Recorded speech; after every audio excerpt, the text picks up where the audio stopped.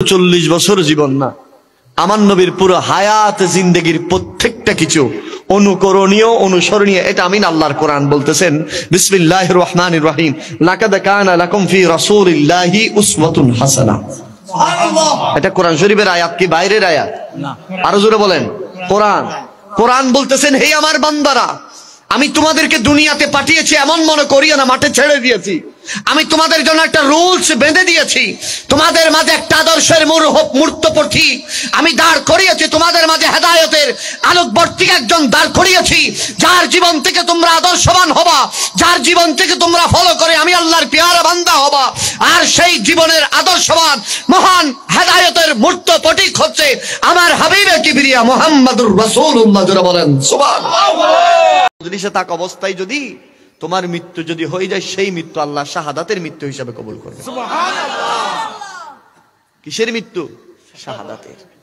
সেজন্য আমার নবী হাদিসে মোবারকার মধ্যে বলেছেন, আমরা তো এখন চেঞ্জ হয়ে গেছি, আমরা মনে করি যে আমার দাড়ি উঠে গেছে মানে আমার এখন আর শিখা যাবে না, এখন আমার দাড়ি সাদা হয়ে গেছে মানে এখন আমি আর শিখতে পারবো না। না, ইসলাম বলে যে জন্ম থেকে মৃত্যু পর্যন্ত, কবর পর্যন্ত ইসলামের নাম শিখা জানা এটা ফরজ। কথা বলেন না ঠিক না? এই যে এখানে আসছেন না আপনারা, আপনারা হাঁটি আসছেন নাকি উড়ি আসছেন? হাঁটি আসছেন, সবাই হাঁটি আসছেন। কিন্তু আমার নবী বলছে, কোন একজন মানুষ যদি ইলমে দ্বীন শোনার জন্য, হাদিসের বয়ান শোনার জন্য, কোরআনের আয়াত শোনার জন্য, কোরআনের তাফসীর শোনার জন্য কোনো মানুষ যদি নিজ ঘর থেকে বের হয়ে আসে, সেটা 1 মাইল দূরে হোক, 4 মাইল দূরে হোক, প্রতিটা কদম দিবে যদিও সাধারণ মাটি দেখা যায়, ও আমার উম্মত মনে রেখো, অন্তরের ভিতরে যদি জানার জন্য ইলমে দ্বীন হাসিলের জন্য আমি নবীর হাদিস শুনবা, আমি নবীর সিরাত শুনবা, কোরআনের আয়াত শুনে শুনে নিজের জীবনকে দামি করবা, শিকার মানসিকতায় যদি মাহফিলে যদি যাও, মাহফিলে যদি বসো, মনে রেখো তোমার প্রতিটা কদম দিচ্ছ তুমি মাটির উপরে নয়, আমি রাসূল বলছি জান্নাতের ফেরেশতারা তোমার কদমের নিচে পাখা বিছিয়ে দিয়েছে। সুবহানাল্লাহ। আপনাদের প্রত্যেকের যারা যারা শিকার জন্য আসছেন, আপনাদের নিচে কি বিছিয়ে দিয়েছে? পাখা বিছিয়ে দিয়েছে। এবং এই মজলিস এমন দামি মজলিস যে মজলিসে হাত তুললে দোয়া কবুল করে। হাত তুলে মুখে লাগানোর আগে কি দোয়া কবুল। এটা তো বড় মজলিস। এতগুলো কথা বললাম কিসের জন্য? কনসালটেশনটা। আপনাদের মনোযোগটা কার দিকে?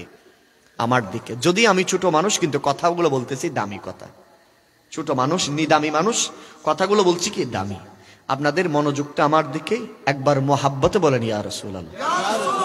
আর একটু জোরে ইয়া রাসূলুল্লাহ বলেন, ইয়া নবী আল্লাহ, ইয়া নবী আল্লাহ বলেন, ইয়া নূর আল্লাহ, ইয়া নূর আল্লাহ। দুই সাথীকে পাশে নিয়ে হায়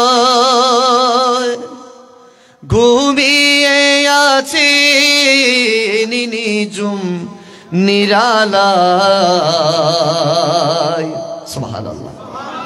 সাড়া দাও রাসূলুল্লাহ,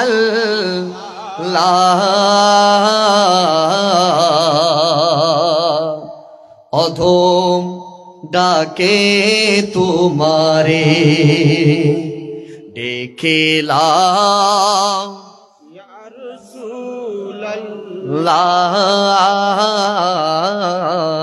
রোজা নবীজির রওজা মোবারক আমরা দেখতে চাই। সাউন্ডের হল হয়ে গেছে, হলটা কমাই দেন। নবীজির রওজাকে আমরা দেখতে চাই। নবীজির রওজা মোবারকে ডাকবে ইমানদার নবীজির সবজে গম্বুজ দেখে দেখে আসসালাতু ওয়াসসালামু আলাইকা সাইয়্যিদি ইয়া রাসূলুল্লাহ বলে সালাম দিবে। বলেন বাবারা, পটিয়ার বাবারা বলেন, ইমানদারের জন্য এর চেয়ে দামি মুহূর্ত হতে পারে? এর চেয়ে দামি সময় হতে পারে? কেমন দামি?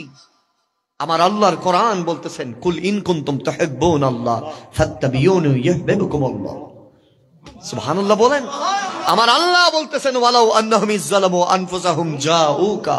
আমার আল্লাহ বলতেছেন, কুল ইন কানা আবাউকুম ওয়া আবনাউকুম ওয়া ইখওয়ানুকুম ওয়া আযওয়াজুকুম ওয়া আমওয়ালুন ইকতারাকতুমহা। আমার নবী বলছেন, মান যারা কবরি ওয়াজাবাল লাহু শাফাতি। ও আমার উম্মত মনে রেখো, পৃথিবীর উত্তর থেকে দক্ষিণ, পূর্ব থেকে পশ্চিম আমার সাজ্জে গম্বুজ দেখে দেখে যেই ব্যক্তি সালাম দিবে, কিয়ামতের ময়দান যেদিন কেউ আপন হবে না, যেদিন মাকে সন্তান দেখলে পালিয়ে যাবে, ভাই ভাইকে দেখলে পালিয়ে যাবে, স্বামী স্ত্রীকে দেখলে পালিয়ে যাবে। আর সেদিন আমার উম্মতের ডান হাত ধরে আমি রাসূলুল্লাহ জান্নাতে প্রবেশ করাবো। জোরা বলেন সুবহানাল্লাহ।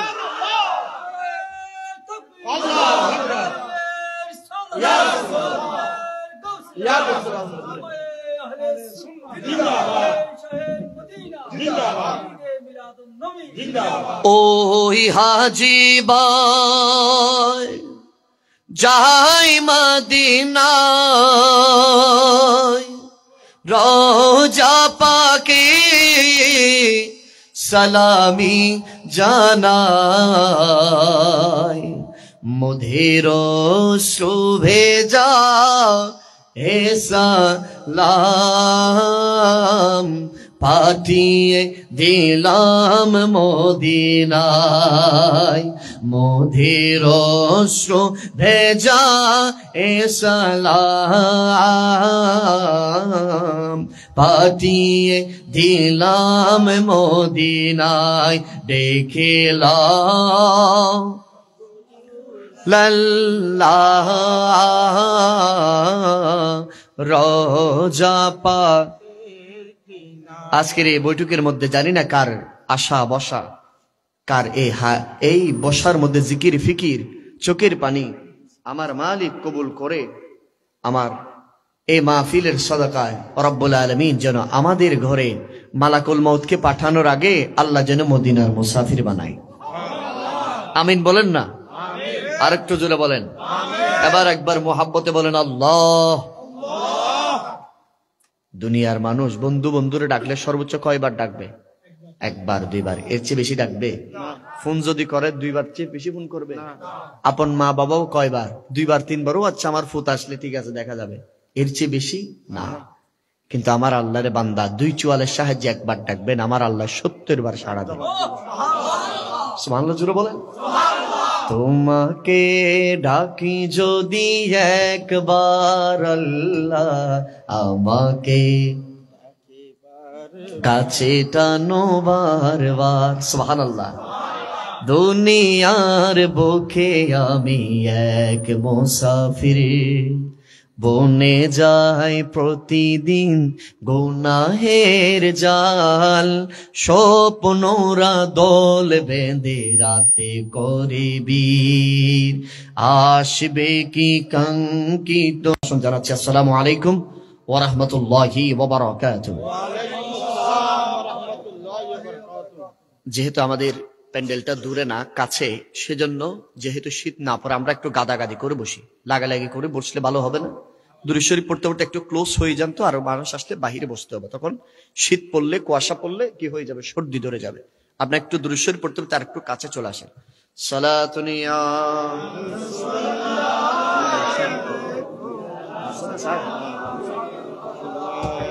সালাতুন ইয়া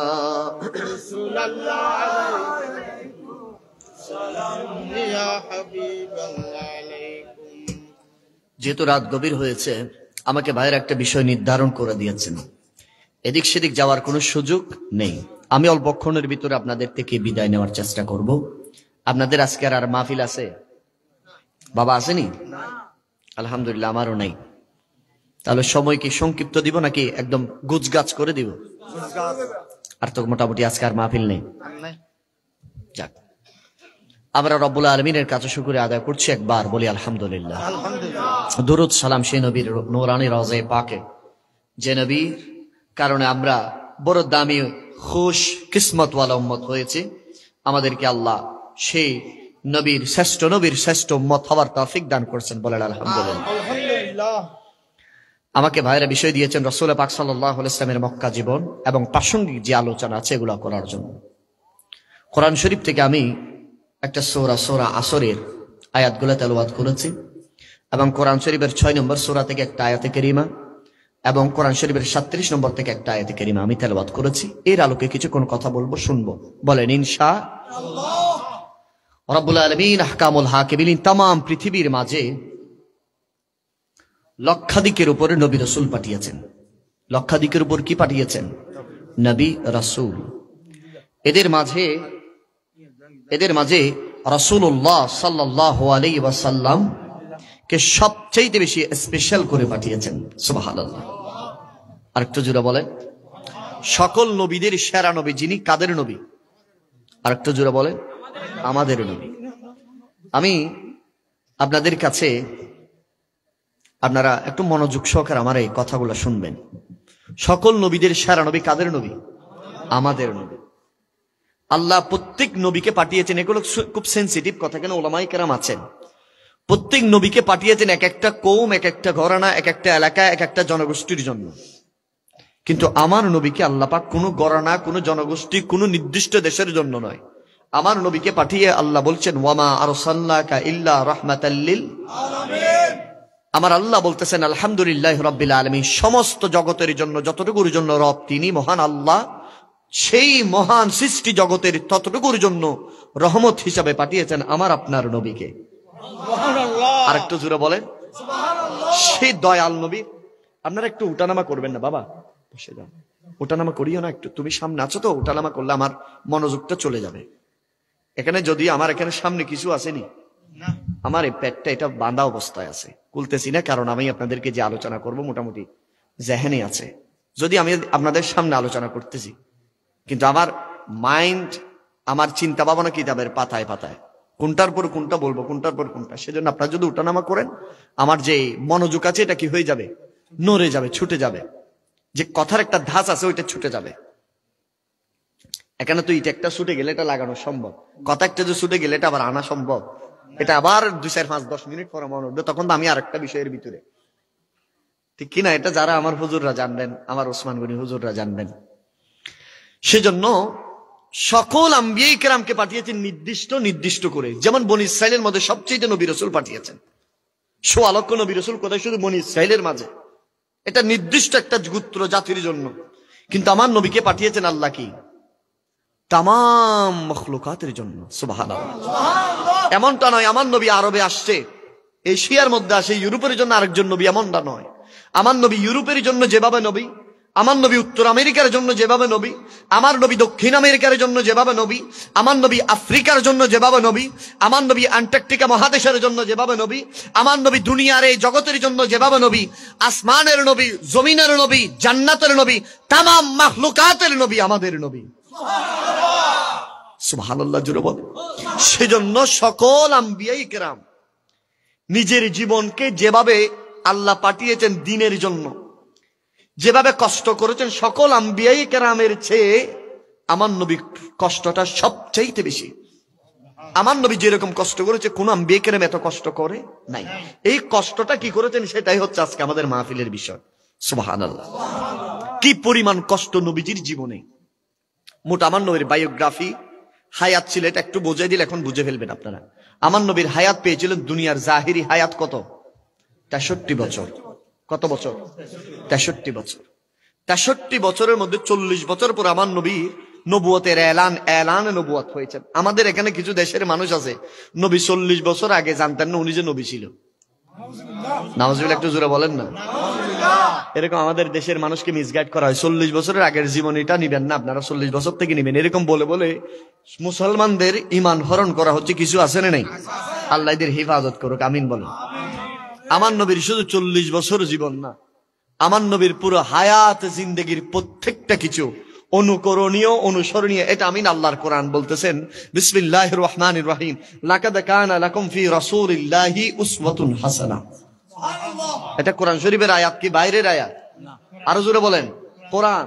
কোরআন বলতেছেন, হে আমার বান্দারা, আমি তোমাদেরকে দুনিয়াতে পাঠিয়েছি এমন মনে করিও না মাঠে ছেড়ে দিয়েছি।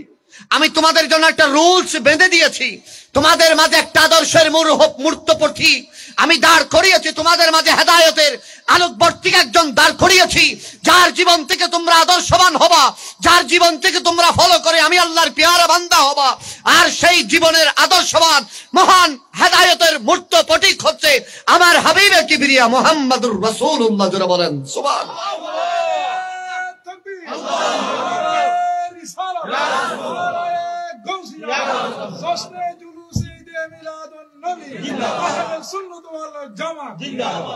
সেই জন্য ভাইরা আমার, আমার আল্লাহ পৃথিবীর জমিনে যত নবী রাসূল পাঠিয়েছেন, লক্ষ লক্ষ নবী রাসূল পাঠিয়েছেন, এই নবী রাসূলদের মাঝে সবচেয়ে যিনি বেশি কষ্ট করেছেন তিনি হচ্ছেন আমাদের নবী, সুবহানাল্লাহ।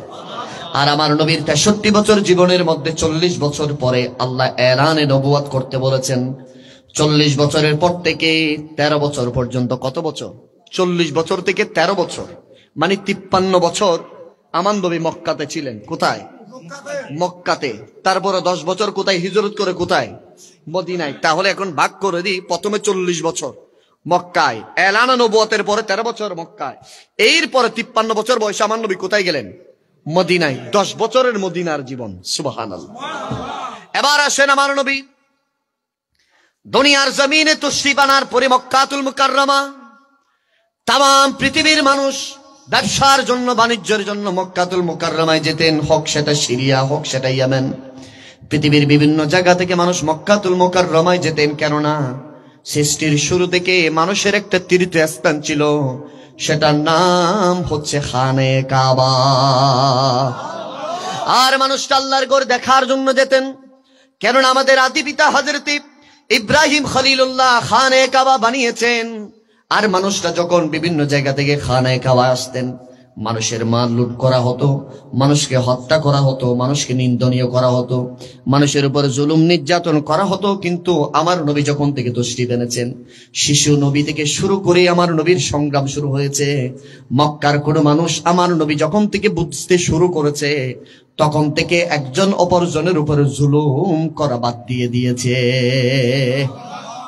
কোন মানুষ যদি জুলুম করত, বলতো যে কুরাইশ বনু হাশিমের মধ্যে একটা শিশু আছে যার নাম মুহাম্মদ, আরে মানুষ ওনার নাম দিয়েছেন আল আমিন, সুবহানাল্লাহ বলেন। শিশু থেকে আমার নবীর নাম আল আমিন। আরে আল আমিন কি বুঝাও? আমার নবী আসতেন, বলেন খবরদার একজন অপরজনের উপর জুলুম করিও না, নিপীড়ন করিও না। যে বড় মানুষ সেই গরিবকে জুলুম করবে না, যে গরিব সেই আরেকজনকে জুলুম করবে না। মনে রেখো, যার যেমন শ্রেণীবিন্যাস শ্রেণীগতভাবে থাকবে। মনে রেখো, সাদা কালোর উপর জুলুম করবে না, কালো সাদার উপর জুলুম করবে না, কেউ কারো উপর জুলুম করবে না, একজন আরেকজনের মাল হস্তক্ষেপ করবে না। মনে রেখো, এটা হচ্ছে জাজিরাতুল আরব, এটা হচ্ছে মক্কার পুণ্যভূমি। এখানের মধ্যে যেই মানুষ দাখিল হবে, ঢুকবে, সেই মানুষ আমানতের গ্যারান্টি আমি মুহাম্মদুর রাসূলুল্লাহ। এই ঘোষণা দিয়েছেন কখন? আমার নবী যখন ছোট, সুবহানাল্লাহ। ছোট হতে 13 বছর বয়সে হিলফুল ফুজুর একটা সংগঠন করেছেন। কিসের? তাম পৃথিবীর মাঝে সর্বপ্রথম কোন সংগঠন করে থাকলে সেটা হচ্ছে না আমার নবী করেছেন। वो हाशिमी,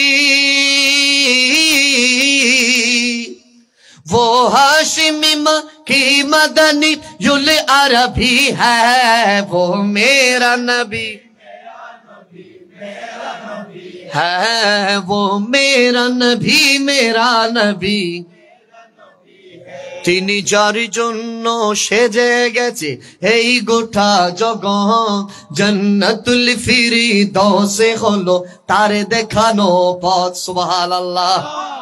अल्लाह का फरमा अलम नशरह लका सदरा, मंसूब है जी से वरफा नाला का जिक्रा। जिस जात का कुरान में भी जिक्र जली है, वो मेरा नबी, मेरा नबी है, वो मेरा नबी, मेरा नबी। हाथ आसे नहीं, छे नबीर जन्य हाथ माराई ना रे बोली, वो मेरा नबी, मेरा नबी है, वो मेरा नबी, मेरा नबी।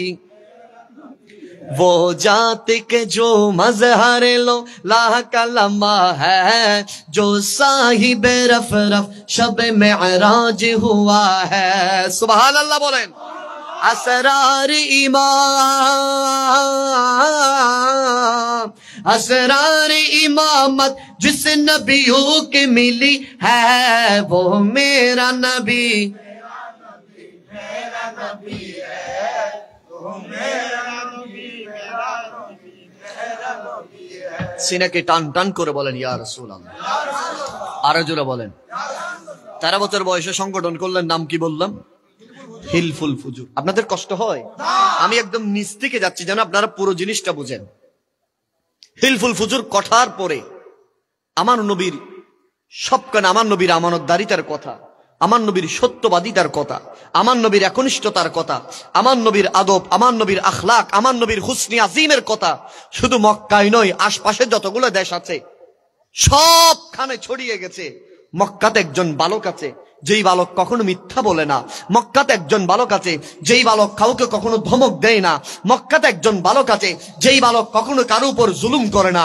মক্কাতে একজন বালক আছে যেই বালক কখনো কারো উপর হস্তক্ষেপ করে না। মক্কাতে একজন বালক আছে যেই বালককে নিয়ে মানুষ গর্ব করে। মক্কাতে একজন বালক আছে যেই বালকের সাথে অন্য বালকের তুলনা হয় না।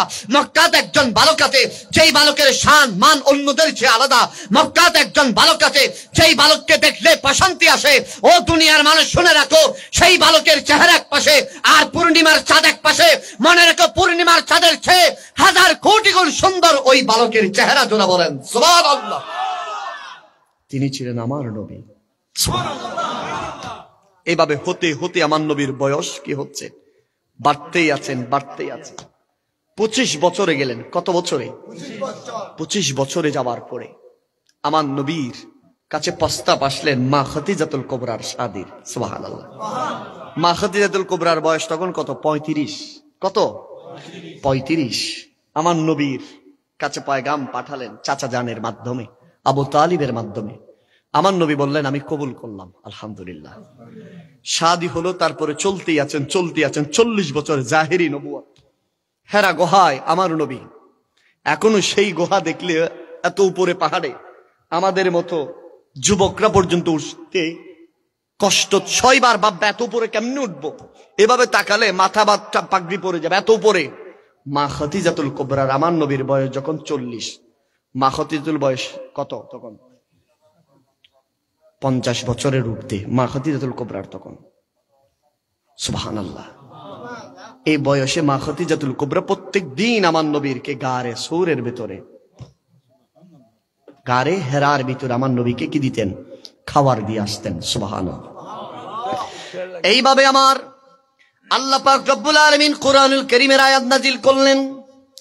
আল্লাহর কোরআন, ইকরা বিসমি রাব্বিকাল্লাযী খালাক। হাবিব আপনি পড়েন মহান আল্লাহর প্রভুর নামে যিনি আপনাকে সৃষ্টি করেছেন।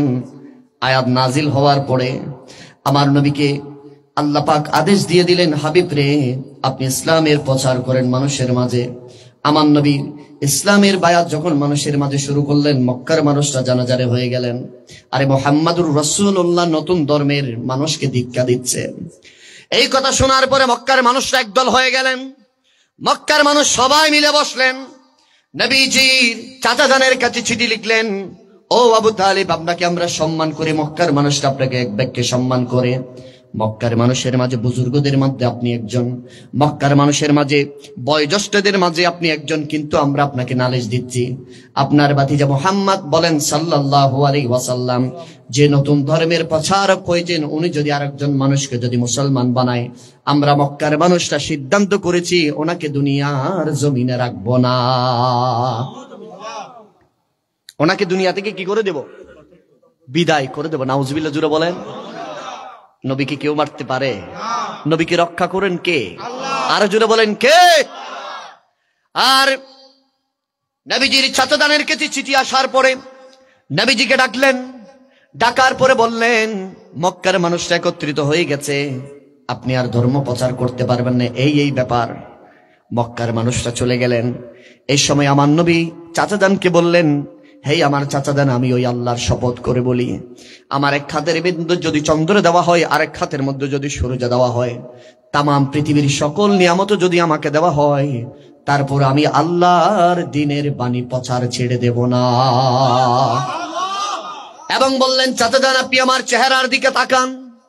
হাদিস সাক্ষী দেয় রাসূলুল্লাহ সাল্লাল্লাহু আলাইহি ওয়াসাল্লামের চাচাদান নবীজির দিকে তাকাতে দেরি।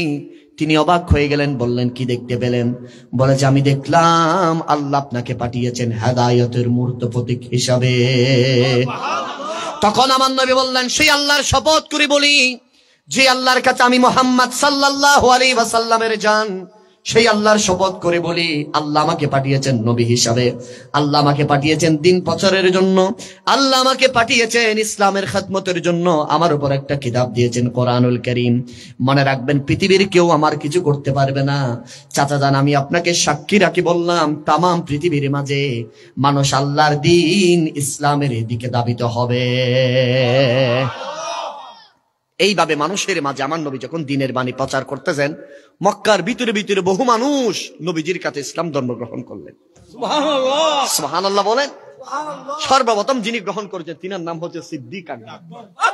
আল্লাহু আকবার বলেন।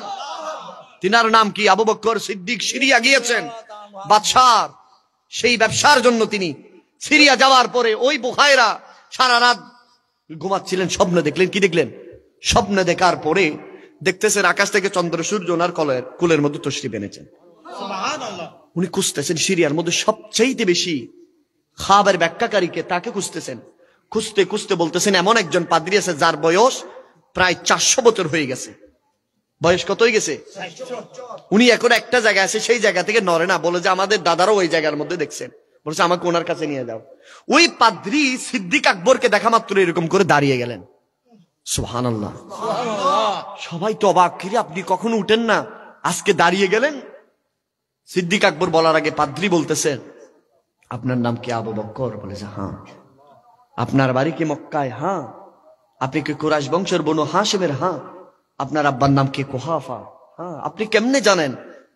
বলে যে আপনার সব চেহারা দেখে আমি বলে দিলাম, আপনার শরীরের গঠন দেখে বলে দিলাম, আমি তাওরাত জবুর ইনজিলে পেয়েছি যিনি আখিরি নবীর প্রধান উজির হবেন, যিনি আখিরি নবীর জান্নাতের সাথে হবেন, মিজানের সাথে হবেন, ফুলসিরাতের সাথে হবেন, কিয়ামতের ময়দানের সাথী হবেন, মিজানের ফুলসিরাতের হাউজে কাউসারের যিনি সাথী হবেন, যিনি মক্কার সাথী হবেন, যিনি মদিনার সাথী হবেন, যিনি হিজরতের সাথে হবেন, যিনি রওজায়ে পাকের সাথে হবেন, তিনার নামও সিদ্দিক আকবর হবে।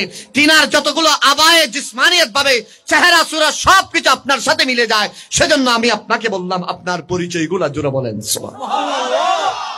বলে যে আরেকটা জিনিস বাকি আছে। কি? বলে যে আপনার যদি কাপড়টা উপরে তুলেন, আপনার পেটের ভিতরে একটা কালো দাগ আছে। সুবহানাল্লাহ। পেটের ভিতরে কি আছে? কালো দাগ আছে চামড়ার উপরে।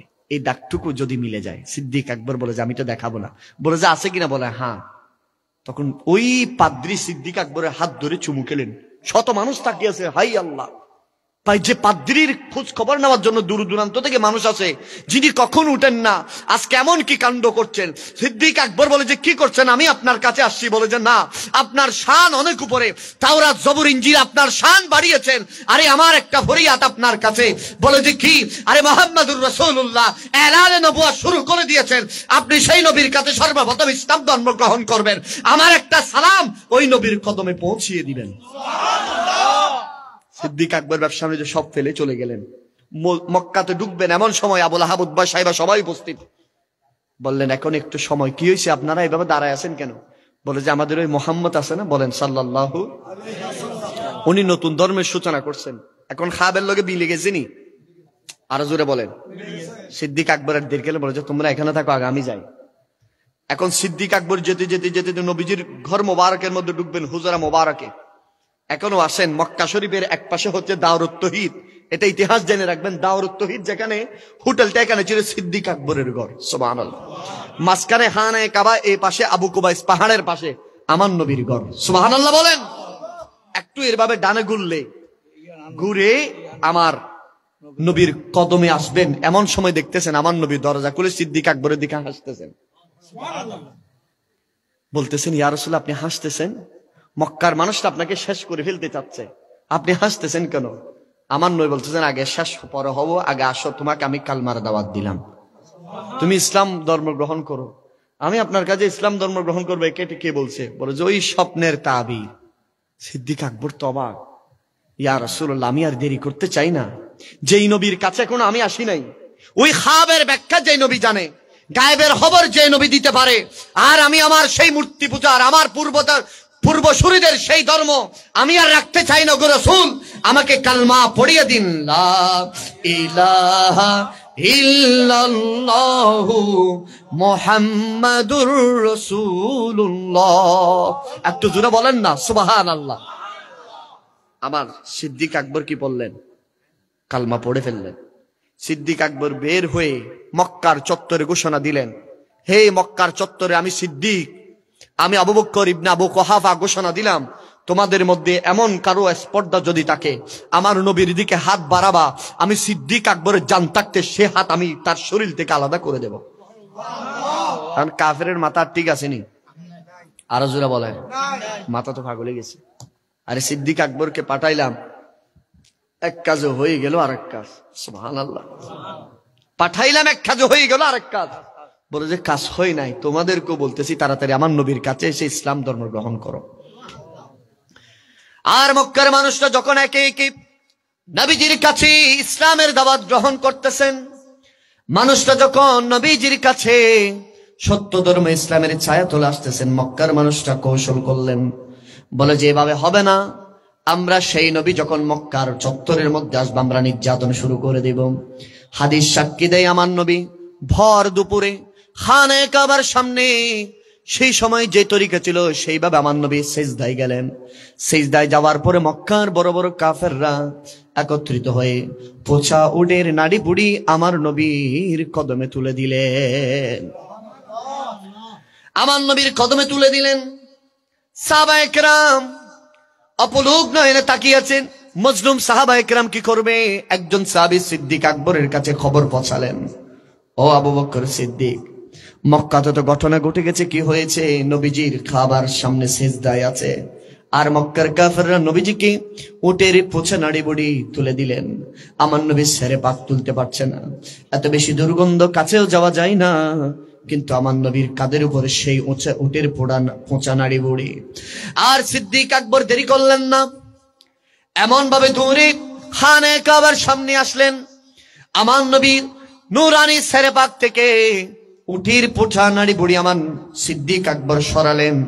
আমার নবীর নূরানি চক্ষুর মধ্যে অশ্রুসিক্ত অবস্থায় আমার নবীর নূরানি কাঁধ মোবারক ধুইয়ে দিলেন এবং বললেন, সিদ্দিক আকবর, ইয়া রাসূলুল্লাহ, ওগো ইয়া রাসূলুল্লাহ, আপনি আমাকে আদেশ দেন, আমার সামর্থ্য যতটুকু আছে, আমার শরীরের ভিতরে বিন্দু পরিমাণ রক্ত থাকা অবস্থায় আমি তাদেরকে শিরচ্ছেদ করে দেব।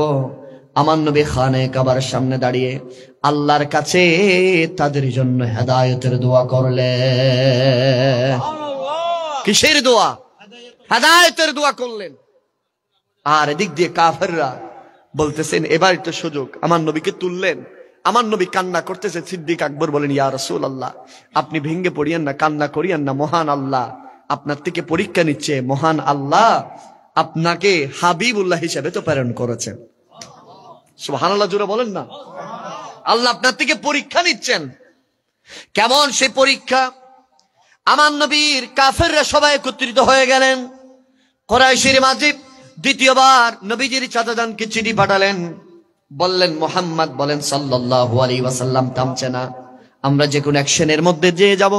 সেই সময় মক্কার কাফেররা একত্রিত হয়ে খানে কাবার সামনে লিস্ট লাগিয়ে দিলেন। কুরাইশের নবীজির পরিবারের সাথে ব্যবসা বাণিজ্য করা যাবে না, কথা বলা যাবে না, সবকিছু বন্ধ করে দিলেন। এবং শিয়াবে আবু তালেবের মধ্যে আমার নবীকে আটকিয়ে রাখলেন। জোরে বলেন নাউজুবিল্লাহ।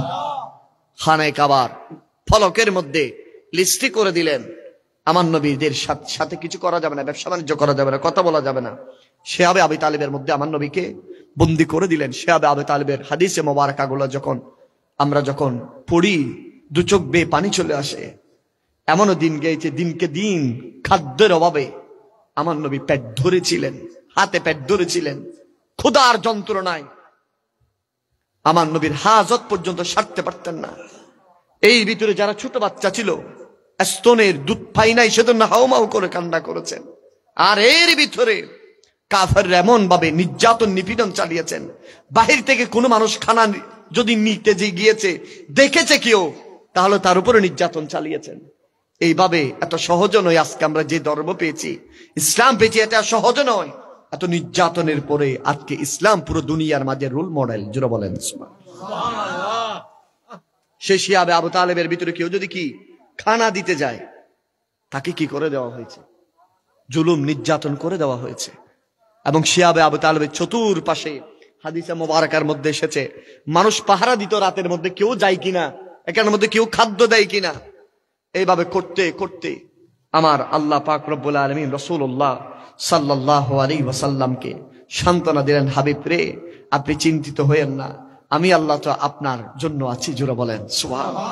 আপনি টেনশন হইন না ইয়া রাসূলুল্লাহ, আমি আপনার জন্য আছি। ওগো রাসূল, আমি আপনাকে অতি শীঘ্রই এগুলো সব মুছে যাবে এবং ইকামতে দ্বীন, আল্লাহর এই জমিনের মধ্যে ইসলামের পতাকা ফতফত করে উড়বে। জোরে বলেন সুবহানাল্লাহ। এই নির্যাতন এমন ভাবে নিপীড়ন চালালেন, এর ভিতরে রাসূলুল্লাহ সাল্লাল্লাহু আলাইহি ওয়াসাল্লামের 3 বছর শেষ হলো, আমার আল্লাহ মেরাজ করালেন এবং এর ভিতরে আমুল খুজুন মা খাদিজাতুল কুবরা দুনিয়া থেকে বিদায় নিলেন। যে বিদায়ের কারণে আমার নবী সবচেয়ে বেশি কেঁদেছেন। আমার নবী বলেছেন, কয়েকজনের এহসান আমি রাসূলুল্লাহ বলতে পারবো না, তাদের মধ্যে একজন ছিলেন মা খাদিজাতুল কুবরা। সুবহানাল্লাহ, জোরে বলেন। এত বেশি এহসান রাসূলুল্লাহর উপর করেছেন, এত বেশি রাসূলুল্লাহকে মা খাদিজাতুল কুবরা বলেছেন। যখন মক্কার চারপাশে ঘেরোয়া করে দিয়ে হয়েছিল, মানুষের মাঝে সবচেয়ে বেশি যিনি সাপোর্ট করেছেন তিনি মা খাদিজাতুল কুবরা। সব সময় আমার নবীকে বলতেন, ইয়া রাসূলুল্লাহ, ইয়া হাবিবাল্লাহ, আপনি আল্লাহর হাবিব, আল্লাহ আপনাকে আপনার উপর রাজি আছেন এবং আল্লাহ আপনার উপর সন্তুষ্ট আছেন। ওগো রাসূল, সব কিছু কেটে যাবে, একদিন এ মক্কার মানুষটা ইসলামের ছায়া তোলে আসবে। এরকম যিনি সান্ত্বনা দিয়েছিলেন তিনি হচ্ছেন মা খাদিজাতুল কুবরা তাহেরা রাদিয়াল্লাহু তাআলা আনহা। জোরে বলেন সুবহানাল্লাহ। মা খাদিজাতুল কুবরা যেদিন ইন্তেকাল করবে, রাসূলুল্লাহকে ওসিয়ত করে গেলেন, ইয়া রাসূলুল্লাহ, আমাকে কোথায় দাফন করবেন? জান্নাতুল মুআল্লা, মদিনা শরীফের মসজিদে জিনের পূর্ব পাশে জান্নাতুল মুআল্লায় দাফন করা হবে। মা খাদিজাতুল কুবরা বলেন, ইয়া রাসূলুল্লাহ, আমি তো এতদিন আপনার সাথে ছিলাম, ওগো নবী, আমার কিছু ওসিয়ত আছে। সুবহানাল্লাহ, সুবহানাল্লাহ। খাদিজা, তোমার কি ওসিয়ত? ইয়া রাসূলুল্লাহ, আমি যে কবর আমাকে রাখবেন সে কবর আগে একটু করে আপনি শুবেন। আমি মা খাদিজাতুল কুবরার ইয়াকিন, বিশ্বাস, এটা আমার ঈমান। রাসূলুল্লাহ যে কবরের মধ্যে শুবে সে কবরে কখনো আযাব থাকবে না, সেটা আল্লাহ রহমতের ফেরেশতারে কবরকে জান্নাতের বাগান বানাবে। আমার নবী মা খাদিজাতুল কুবরা এইভাবে হাত ধরে, হ্যাঁ এটা পূর্ণ করব। ওগো রাসূল, আরেকটা আমার। বলো কি? ইয়া রাসূলুল্লাহ, আমাকে কাফন দিবেন আর আপনার একটা জুব্বা মুবারক দিয়ে। কি দিয়ে? জুব্বা মুবারক দিয়ে। দুনিয়াতে এত কাফন থাকতে মা খাদিজাতুল কুবরা কেন জুব্বা মুবারক চেয়েছেন? ফকির আবুল্লাহ সামারকান্দি বর্ণনা করছেন, মা খাদিজাতুল কুবরা বলেছেন, ইয়া রাসূলুল্লাহ, যেদিন থেকে আমি আপনার খেদমতে গিয়েছি, যেদিন থেকে আল্লাহ আমাকে আপনার খেদমতের জন্য কবুল করেছেন, ততদিন থেকে আপনার নূরানি ঘাম মোবারকের যে মেশকের সুগন্ধি, সুবহানাল্লাহ, বলেন দুনিয়ার মানুষ আমরা যদি একদিন গোসল না করে সুগন্ধি দেবে নাকি দুর্গন্ধ? আরো জোরে বলেন না। মানুষের ঘামগুলা থেকে দুর্গন্ধ বের হয়, আতর দিতে হয়, পারফিউম সেন্ট দিতে হয়। আর পৃথিবীতে শুধু একমাত্র মানুষ আমার নবী, জিনার ঘাম দিয়ে মেশকের সুগন্ধি বের হতো। জিনার ঘাম দিয়ে কি মেশকের সুগন্ধি বের হতো। সাহাবায়ে কেরাম সেটাকে আতর হিসেবে ব্যবহার করতেন, উম্মুল মুমিনিনরা আতর হিসেবে ব্যবহার করতেন। এটা অসংখ্য হাদিসে মুবারক আছে। সুবহানাল্লাহ বলেন। আরে সাহাবীরা আতরে বানাই ঘাম, সাহাবীরা আতরে বানাই। আরে শুনো মানো জানো কি মন আমার নবীজি, যাহারে পাগল চন্দ্র সূর্য তারকারাজি।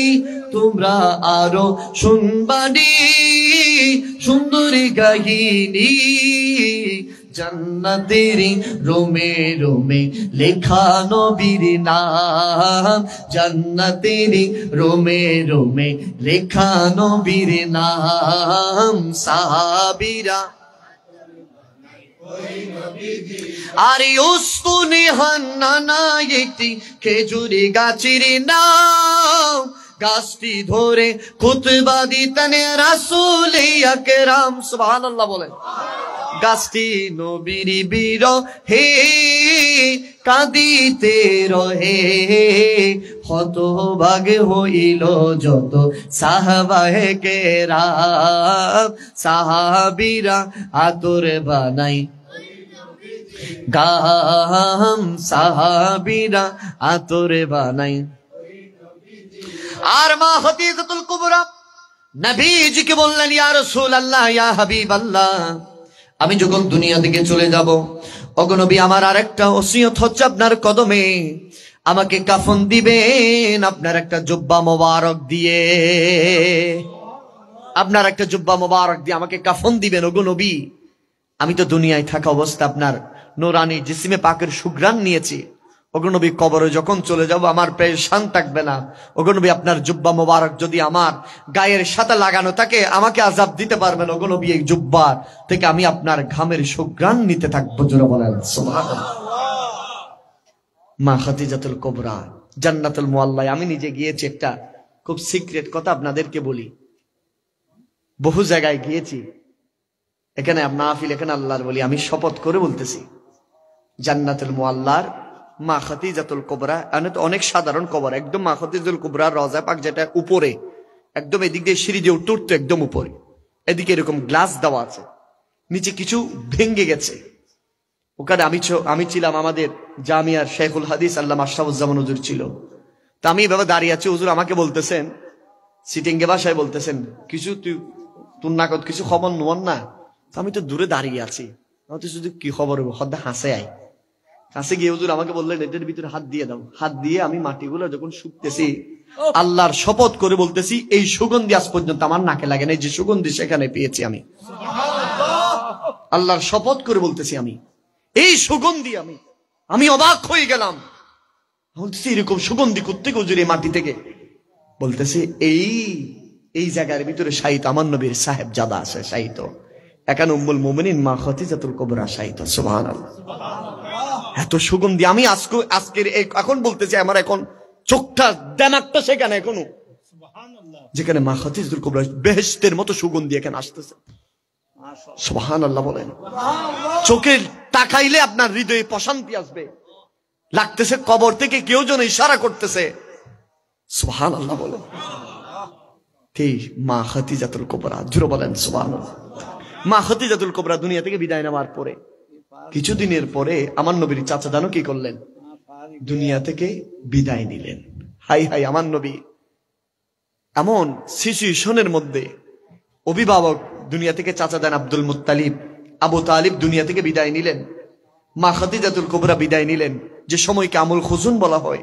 এই সময় আমার আল্লাহ আমার নবীকে বলতেছেন, হাবিব রে, আপনার দুঃখ পেরেশানি দূর করার জন্য আমি মেরাজ সংগঠিত করেছি। সুবহানাল্লাহ বলেন। আমার আল্লাহ রজবের 27 তারিখ উম্মাহানির সেই ঘরের ভিতরে আমার নবী ছিলেন, সাতকুল আমার নবীকে মেরাজ করিয়েছেন। সুবহানাল্লাহ বলেন। এই মেরাজের পরে মক্কাতুল মুকাররমার মধ্যে যখন রাসূলুল্লাহ সকালে বলতেছেন আল্লাহ আমাকে মেরাজ করিয়েছেন, এখান থেকে আমি বাইতুল মুকাদ্দাস 1 মাসের রাস্তা সবকিছু দেখেছি, যে মক্কার মানুষরা একজন অপরজনকে বলা বলি করতেছে, আরে এতদিন আমরা মনে করছিলাম মোহাম্মদ মাথাটা ঠিক আছে, এখন দেখতেছি একদম সবকিছু গেছে। নাউজুবিল্লাহ জুড়ে বলেন।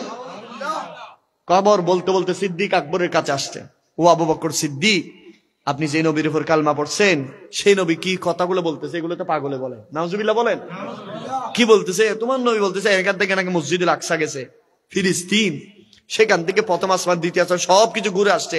ঘুরে আসার পরে দেখতেছে এখন আমার নবীর উজুর পানি গড়া গড়া করতেছে, এখনো ওই শিকলটা এখনো নড়তেছে। সুবহানাল্লাহ জুড়ে বলেন।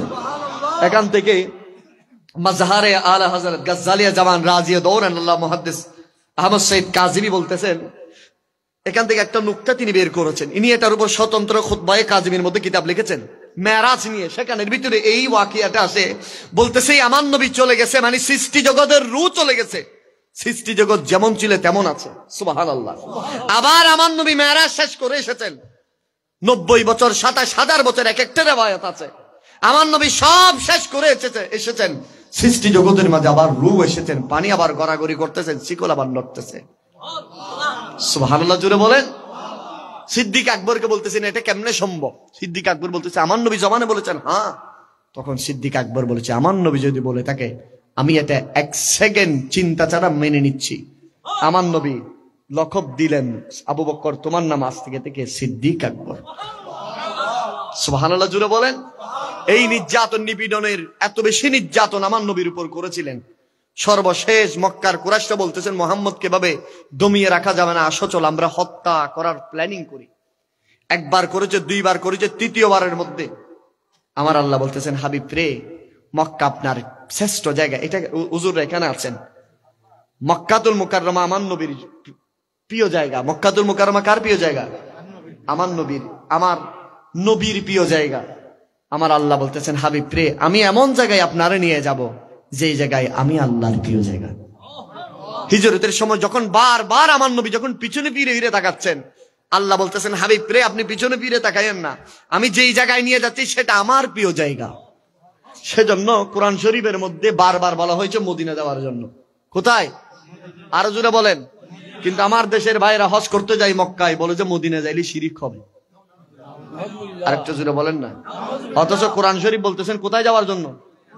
আরো জোরে বলেন, কোথায়? মদিনায়। কেননা পৃথিবীতে কোথাও জান্নাত নাই, আছে কোথায়?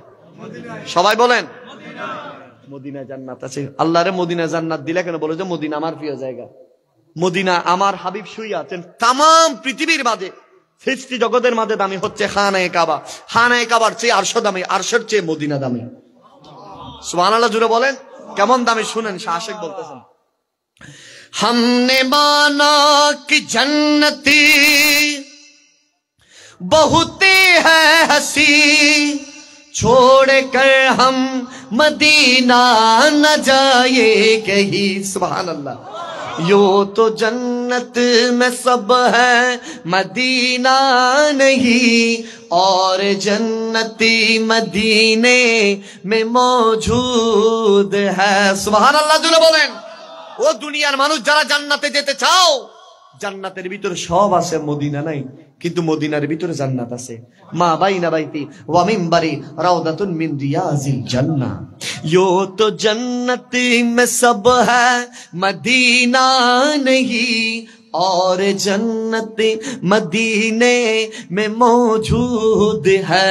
हमने आंखों से देखा नहीं है, मगर उनके तस्वीर सीने में मौजूद है।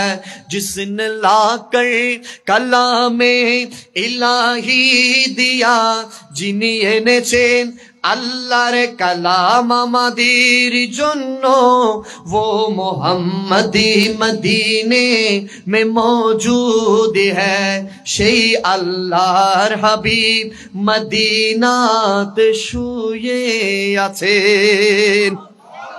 সুবহানাল্লাহ জোরে বলেন। সেই মদিনার দাম কম না বেশি? আরো জোরে বলেন না, দাম কম না বেশি? হিজরতের রাতে আমার আল্লাহ বলতেছেন, হাবিব রে, আপনাকে আমি একটু বলবো, আমার প্রিয় জায়গায় আপনি চলে যাবেন। মক্কার কাফেররা ঘুরাই দিলেন, আর নবীজির আমানতদারিতার মধ্যে ছিলেন। মক্কার বহু মানুষরা নবীজিকে আমানত হিসাবে টাকা দিয়েছেন, এক একজন এক একটা জিনিস দিয়েছেন, এক একজন খাতা কলম বিভিন্ন কিছু দিয়েছেন, জায়গার দলিল পত্র দিয়েছেন। আমার নবী চলে যাবেন, আমানতদারিতে কারে দিবেন? শের হুদা আলী মর্তুদাকে দিয়ে দেন। আমার নবী বলতে, তুমি বিছানায় শুয়ে যাও, আমি বের হলাম মদিনাতুল মুনাওয়ারা ইয়াসরিবের উদ্দেশ্যে। জুরা বলেন। পরবর্তীতে শের হুদা আলী মর্তুদাকে জিজ্ঞেস করা হয়েছে, ওই দিন রাতে মক্কার কাফেররা ঘিরে ফেলেছিল, আপনার কি ভয় লাগে নাই? শের হুদা আলী মর্তুদা বলছে, আমার যেদিন রাসূলুল্লাহ আমাকে রাসূলুল্লাহর খাটের মধ্যে শোয়াই দিলেন, ওই দিনের মতো ঘুম আমার জীবনে আর হয় নাই। সুবহানাল্লাহ জুড়ে বলেন। চারিদিকে তলোয়ারের ঝনঝনানি, আপনার কেমনে ঘুম আসছে? বলে যে আমার ঘুম আসছে যে আমাকে তো নবী আমানতদারিতে বুঝাই দিয়েছেন, এই জিনিসগুলো অমুকের অমুকের সব বুঝাই দিয়ে গেছেন। আমার নবীর জবানে মোবারকে যেহেতু অমুকের কথা বলেছেন, তাহলে কাল সকাল পর্যন্ত আমি বেঁচে থাকবো, সেজন্য আমি নির্দ্বিধায় ঘুমিয়েছি। সাহাবায়ে কেরামের কি আকীদা ছিল? আল্লাহু আকবার বলেন। আমার নবীর প্রতি সাহাবায়ে কেরামের কি আকীদা, কি মতাদর্শ ছিল? আল্লাহু আকবার জোরে বলেন। এবার আসেন সেই সাহাবায়ে কেরামের মাঝে যিনি সর্বশ্রেষ্ঠ। কোরআন শরীফের মধ্যে সূরা হুজুরাতে যার ব্যাপারে বলেছেন, ইন্না আকরামাকুম ইনদাল্লাহি আতকাকুম। কোরআন শরীফের মধ্যে যার ব্যাপারে বলেছেন, লিসাহিবিহি লা তাহজান ইন্নাল্লাহা মানা। কোরআনুল কারীমের মধ্যে যাকে সাহাবী বলেছেন, তিনি হচ্ছেন সিদ্দিক আকবর। জোরে বলেন সুবহানাল্লাহ। আমাদের সমাজের কিছু ভাইরা সাহাবায়ে কেরামদেরকে আমার আগেও আমার ইমরান হুজুর বলেছেন গালি দেয়, এরকম আসলে নেই? আল্লাহ দিক থেকে হেফাজত করুক, আমিন বলেন। আরেকটু জোরে বলেন। এই সিদ্দিক আকবরের নবীর প্রেম আমরা চাই কিনা? আরো জোরে বলেন। সিদ্দিক আকবর কোন সে ব্যক্তি, কোন ব্যক্তি তাম পৃথিবীর মাঝে মানুষ যেভাবে শ্রেষ্ঠ, মানুষের মাঝে আদম আলাইহিস সালাম যেভাবে শ্রেষ্ঠ, নবীদের মাঝে আমার নবী যেভাবে শ্রেষ্ঠ, পৃথিবীর যত ঘর আছে খানায়ে কাবা যেভাবে শ্রেষ্ঠ, পৃথিবীর যত উটনি আছে সালেহ আলাইহিস সালামের উটনি যেভাবে শ্রেষ্ঠ, পৃথিবীর যত পাথর আছে হাজরে আসওয়াদ যেভাবে শ্রেষ্ঠ, পৃথিবীর যত আংটি আছে সুলাইমান আলাইহিস সালামের আংটি যেভাবে শ্রেষ্ঠ, পৃথিবীর যত লাঠি আছে মুসা কালিমুল্লাহর লাঠি যেভাবে শ্রেষ্ঠ, পৃথিবীর যত ধর্ম আছে ইসলাম যেভাবে শ্রেষ্ঠ, পৃথিবীর যত কিতাব আছে কোরআন যেভাবে শ্রেষ্ঠ, পৃথিবীর যত রাত আছে লাইলাতুল কদর যেভাবে শ্রেষ্ঠ, পৃথিবীর যত দিন আছে ইয়াউমুল আরফা যেভাবে শ্রেষ্ঠ, ঠিক একইভাবে পৃথিবীর যত মানুষ আছে আম্বিয়ায়ে কেরামের পরে সিদ্দিক আকবর একইভাবে শ্রেষ্ঠ। জোরে বলেন সুবহানাল্লাহ। যিনি আমার নবীর বাল্যকালের সাথী, যিনি আমার নবীর মক্কার সাথী, যিনি আমার নবীর হিজরতের সাথী, যিনি আমার নবীর মদিনার সাথী, যিনি আমার নবীর যুদ্ধের সাথী, যিনি আমার নবীর সেই পুরো জীবন যিনি কোরবান করে দিয়েছেন ইয়া রাসূলুল্লাহ বলে, যিনি বলেছেন ইয়া রাসূলুল্লাহ আমার শরীরের রক্তবিন্দু থাকা অবস্থায় আমার জান আপনার কদমে কুরবান করে দেব। সিদ্দিক আকবর ওই ব্যক্তি যিনি রাসূলুল্লাহর রওজার সাথী, যিনি মিজানের সাথী, যিনি ফুলসিরাতের সাথী, যিনি ওই হাউজে কাউসারের সাথী, নয় নয় যিনি জান্নাতের সাথী, তিনি হচ্ছেন সিদ্দিক আকবর। জোরে বলেন সুবহানাল্লাহ।